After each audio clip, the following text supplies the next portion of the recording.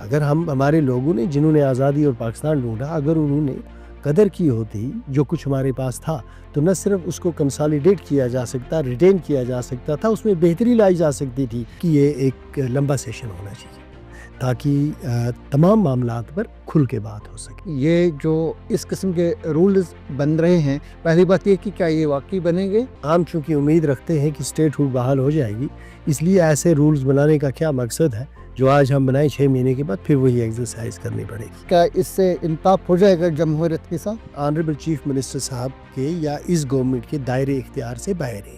اس میں جو بھی آپ سوال پوچھیں گے یا جو بھی ریزولوشن لائیں گے، اس میں کنزنٹ آپ کو ایل جی کی ہر حالت میں چاہیے۔ اس کا جو حسن ہوتا ہے جمہوری اسمبلی کا، وہ بڑی حد تک کمپرومائز ہو جاتا ہے۔ 2019 تک ہم ایک منی پارلیمنٹ تھے، یہ اس طرح کی اسمبلی ملک میں کہیں نہیں تھی۔ ریلیف ہم یہاں کے جموں کشمیر کے لوگوں کو دینا چاہتے ہیں، وہ دینے میں بھی کامیاب ہوں، اور وہ اسی صورت میں ہوگا جب لوگ ہماری اپروچ کو بدنیتی نہ سمجھیں۔ دا نیوز روم 24 کے ساتھ آج بات کر رہے ہیں نیشنل کانفرنس کے M L A from Baramulla Javed Hassan Baig صاحب۔ جاوید صاحب، شکریہ آپ ہم سے بات کر رہے ہیں۔ ابھی قانون سازی کا بجٹ سیشن شروع ہونے والا ہے، 7 سال کے بعد ہو رہا ہے یہاں پہ بجٹ سیشن۔ آپ نے بھی اٹینڈ کیا تھا، 2018 میں ہی ہوا تھا، اس کے بعد کبھی نہیں ہوا۔ تو اس میں آپ کو کیا لگ رہا ہے، مین ایشوز کیا آ رہیں گے اس میں بجٹ اجلاس میں؟ دیکھیں، ایک طویل عرصے کے بعد جو عوام کے منتخبہ نمائندے ان کو موقع ملے گا عوامی مسائل کو ایڈریس کرنے کا، اور پھر یہی ایک پلیٹ فارم ہوتا ہے جہاں آپ گورنمنٹ کو اکاؤنٹیبل بناتے ہیں، اور گورنمنٹ کے پاس بھی یہی ایک پلیٹ فارم ہوتا ہے جہاں وہ اپنے ایم ایل ایز کو اپرچونٹیز پرووائڈ کرتے ہیں تاکہ وہ بیوروکریسی کو اکاؤنٹیبل ہو رہا ہے۔ تو اس میں دو چیزیں میرا کنسرن دو چیزیں ہیں۔ ایک یہ ہے کہ یہ ایک لمبا سیشن ہونا چاہیے تاکہ تمام معاملات پر کھل کے بات ہو سکے، ہر ایک معاملے میں۔ دوسرا یہ ہے کہ کوشش یہ ہونی چاہیے تمام ایم ایل ایز کی، چاہے وہ نیشنل کانفرنس کے ہوں، کانگریس کے ہوں، بھارتیہ جنتا پارٹی کے ہوں، یا جو باقی چھوٹی پارٹیاں ان کے ہوں، ان سب کا کام یہ ہونا چاہیے کہ وہ اس سیشن کو ڈسکشن کرنے کا موقع فراہم کرے، ڈسرپشن کر کے 7 سال کے بعد جو یہ سیشن ہو رہا ہے اس کو ڈسرپٹ کر کے چیپ پبلسٹی کے لیے یا خود کو کیمرہ کے سامنے ہیرو پیش کرنے کے لیے استعمال نہیں ہونا چاہیے۔ تبھی جا کر جس مقصد کے لیے یہ حکومت بنی ہے ان مقاصد کو، اور جو اہداف ہم ایم ایل ایز کے ہیں اپنی کانسٹیٹوئنسیز کے حوالے سے، گورنمنٹ کے ہیں، اپوزیشن کے ہیں، وہ حاصل ہو سکتے ہیں اگر اس اسمبلی سیشن کو فنکشن کرنے کا بھرپور اور پورا موقع ملے۔ تو یہی دو چیزیں جب ذہن میں ہوں گی تو آپ دیکھیں گے بہت امپیکٹ ہوگا۔ یوں بھی جو یہ گورنمنٹ بنی تھی یہ ٹیل اینڈ پہ بنی تھی، فائنینشیل یہ کلوزنگ پہ بنی۔ آپ خود ہاؤس کمیٹی کے ممبر ہیں جو یہ رولز ڈرافٹ کر رہے ہیں، جو اخبارات میں آیا ہے، جو ڈرافٹ میں دیکھو اس میں یہ بتایا گیا ہے کہ ہوم ڈپارٹمنٹ سے متعلق کوئی سوال نہیں پوچھا جائے گا، 3 ہی ریزولوشن، 10 سوال وغیرہ، یہ ساری چیزیں اس میں بتائیں گے جو پہلے نہیں ہوتی تھیں۔ اب جب ہوم ڈپارٹمنٹ کی ہم بات کریں گے تو اس کے ساتھ دوسرے بھی جیسے اکاؤنٹیبلٹی کمیشن، بہت سارے محکمے اس کے ساتھ وابستہ پھر آٹومیٹکلی بن جاتے ہیں، جس سے ایک جو اس کا جو حسن ہوتا ہے جمہوری اسمبلی کا، وہ بڑی حد تک کمپرومائز ہو جاتا ہے۔ آپ کو لگ رہا ہے کہ یہ جو اس قسم کے رولز بن رہے ہیں، پہلی بات یہ کہ کیا یہ واقعی بنیں گے، یا اس میں یہ صرف اخبار میں جو اطلاعات ہیں وہ غلط ہیں، اور اگر بنیں گے بھی تو کیا اس سے انصاف ہو جائے گا جمہوریت کے ساتھ؟ میں رولز کمیٹی کا نہیں، میں ہاؤس کمیٹی کا ممبر ہوں۔ جہاں تک رولز کمیٹی کا تعلق ہے، جو میری اطلاع ہے اس میں انہوں نے یہی کہا ہے کہ جو ہمارے آلریڈی ایگزسٹنگ رولز ہیں ہم اسپیکر صاحب کو کہیں گے انہی کے بنیاد پر اس اسمبلی کو چلایا وہ جائے۔ ریآرگنائزیشن ایکٹ میں ہی تھا، تو وہ جب تک نئے رولز بنیں گے تب تک انہی رولز کے، اور ہم چونکہ امید رکھتے ہیں کہ اسٹیٹ ہوڈ بحال ہو جائے گی، اس لیے ایسے رولز بنانے کا کیا مقصد ہے جو آج ہم بنائیں 6 مہینے کے بعد پھر وہی ایکسرسائز کرنی پڑے گی۔ تو جب تک اسٹیٹ ہوڈ بحال نہیں ہوتا، انہی جو پچھلے رولز ہیں انہی کے تحت یہ اسمبلی چلنی چاہیے۔ ایک تو یہ ہے، دوسرا یہ ہے کہ ایک ان رولز میں تو یہ ممانعت نہیں تھی، ان میں تو آپ قوم ہر ڈپارٹمنٹ بات کرتے اب سوال یہ پیدا ہوتا ہے کہ اس وقت جو آئینی پوزیشن ہے، آئینی پوزیشن کو دیکھنے کے دو طریقے ہیں۔ ایک یہ ہے کہ ایک جذباتی طریقے سے دیکھا جائے کہ ہونا کیا چاہیے، دوسرا یہ ہے کہ ہے کیا ہمارے پاس۔ جو ڈپارٹمنٹس اس وقت آنریبل چیف منسٹر صاحب کے یا اس گورنمنٹ کے دائرے اختیار سے باہر ہے، اس میں جو بھی آپ سوال پوچھیں گے یا جو بھی ریزولوشن لائیں گے، اس میں کنزنٹ آپ کو ایل جی کی ہر حالت میں چاہیے۔ لہٰذا ایسے معاملات پر سوال پوچھا تو جا سکتا ہے، لیکن اس میں ایل جی صاحب کی آپ کو کنزنٹ چاہیے۔ مثال کے طور پر میں نے 2 ریزولوشن لائے ہیں، کئی لائے ہیں لیکن 2 ریزولوشن کا میں ذکر کروں گا۔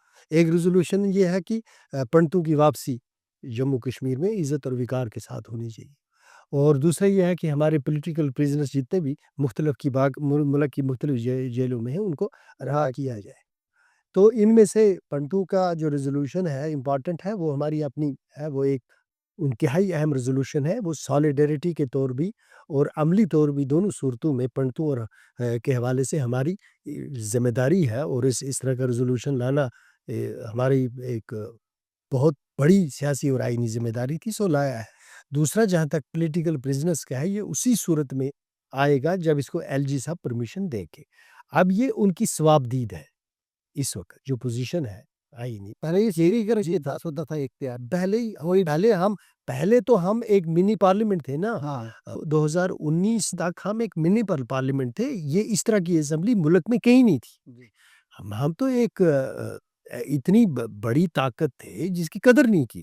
اگر ہمارے لوگوں نے، جنہوں نے آزادی اور پاکستان ڈھونڈا، اگر انہوں نے قدر کی ہوتی جو کچھ ہمارے پاس تھا، تو نہ صرف اس کو کنسالیڈیٹ کیا جا سکتا، ریٹین کیا جا سکتا تھا، اس میں بہتری لائی جا سکتی تھی جب ملکی سطح پر کوشش کی جا رہی تھی ہمارے ساتھ بات چیت کی۔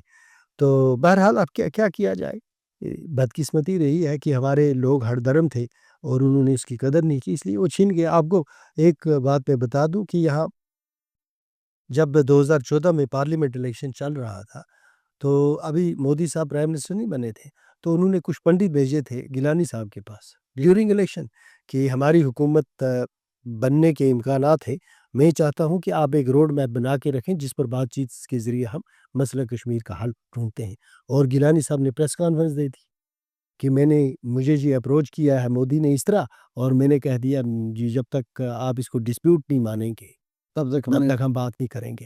تو ایک انتہائی مشکل اور آکورڈ پوزیشن میں ڈال دیا انہوں نے ایک ایسی چیز کو جس کو راز میں رکھا جانا چاہیے تھا، کیونکہ کچھ ایتھکس ہوتے ہیں نا، پولیٹیکل ایتھکس ہوتے ہیں کہ آپ اور میرے درمیان کوئی ایسی سیاسی بات ہو جائے جو پبلک تبھی جانی چاہیے جب ہم دونوں اس پہ ایگری کریں، تو پھر اس کو سیکریٹ رکھنا چاہیے۔ تو اسی طرح بعد میں جب کوششیں کی مرکزی حکومت نے، ہم نے اس کی قدر نہیں کی، نتیجہ یہ نکلا اب ہم وہ ڈھونڈ رہے ہیں جو ہمارے پاس تھا، اور وہ سب کو بھول گیا جو ڈھونڈ رہے تھے، اور نہ کہیں ڈھونڈنے والوں کا پتہ ہے، اور نہ کہیں ان کا پتہ ہے کہ جو سوچتے تھے کہ شاید یہ ایک جیب سے نکال کے دوسری جیب میں ڈالنے کی بات ہے، اور نہ کہیں ان کا ہے جن کے کہنے پہ یہ سارا کچھ ہو رہا تھا۔ تو بہرحال کیا کرے گا، آپ کو ایک سچویشن ہے، اور اس سچویشن میں آپ کو آپ انسانی جو شعور ہے نا، اس کا ایک بڑا لازمی جز ہوتا ہے۔ لازمی جز یہ ہے کہ حیوان کی طرح آپ درخت میں سینگ نہیں پھنساتے۔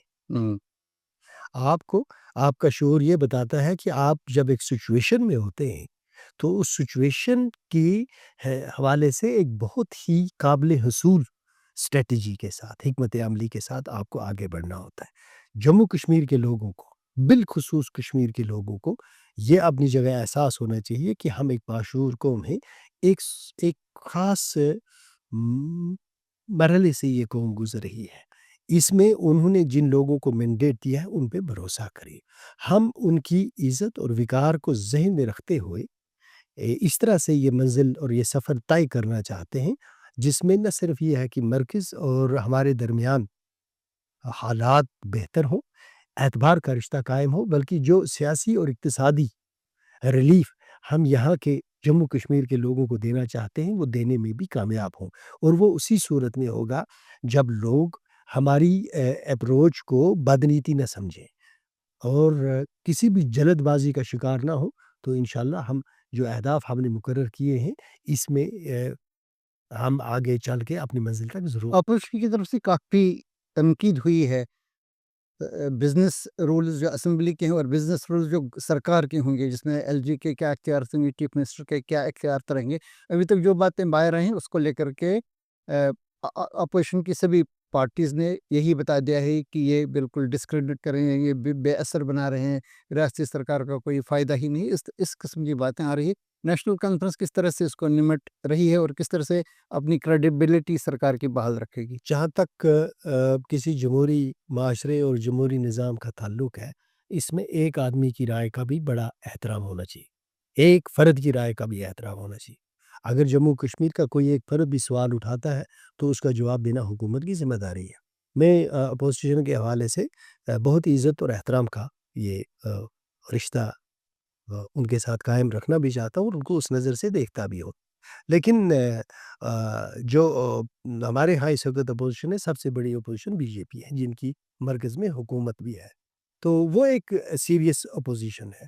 باقی جو اس وقت اپوزیشن کے لوگ ہیں وہ اپوزیشن اس لیے نہیں کر رہے ہیں کہ وہ یہ سوچتے ہیں یا یہ سمجھتے ہیں کہ ان کی اپوزیشن سے جموں کشمیر کے لوگوں کو کوئی فائدہ ہوگا. وہ بھی جانتے ہیں، وہ اتنے بیوقوف لوگ نہیں ہیں، وہ بھی جانتے ہیں کہ ان کے یہ کہنے سے اور نہ کہنے سے کوئی فرق پڑنے والا نہیں ہے.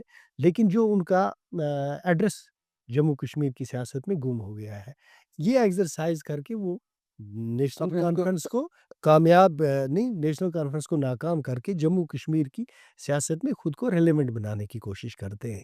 وہ ایک بات یاد رکھیں کہ پولیٹیکل ریلیونس جذبات کی وجہ سے نہیں ہوتی ہے. پولیٹیکل ریلیونس ہوتا ہے کہ جب آپ چھوڑ کے جاتے ہیں، آپ کی لیگیسی کیا ہوتی ہے، لوگ آپ کو کس طرح سے یاد رکھے گی، ایک سچے اور مہذب انسان کے طریقے سے یا ایک ایسے جذباتی آدمی کے طریقے سے جس کو کوئی یاد نہیں کرے گا.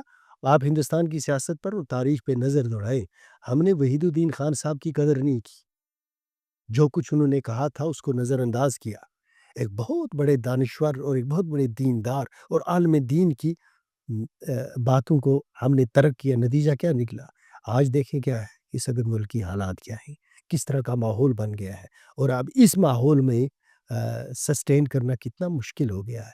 تو ہمیں اپنے دانشور جو ہمارے ہیں، جو علم پہ نظر رکھتے ہیں، مذہب پہ نظر رکھتے ہیں، ہندوستان میں بدلتے ہوئے حالات پہ نظر رکھتے ہیں، ملکی سطح کی سیاست پہ نظر رکھتے ہیں، جو وہ دانشور ہیں جو دور اندیشی سے اور امن سے اور برداشت سے اور محبت سے دنیا کو دیکھتے ہیں اور دنیا کے معاملات کو سلجھانے کی کوشش کرتے ہیں، وہی راستہ اختیار کرنا ہوگا، کیونکہ اسی راستے میں بصیرت قوم ہماری بقا ہے.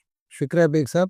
ناظرین، یہ تھے جاوید حسن بیگ، نیشنل کانفرنس کے M L A from Baramulla, جو جموں میں آئے ہیں شرکت کرنے کے لیے قانون سازی کے بجٹ اجلاس میں.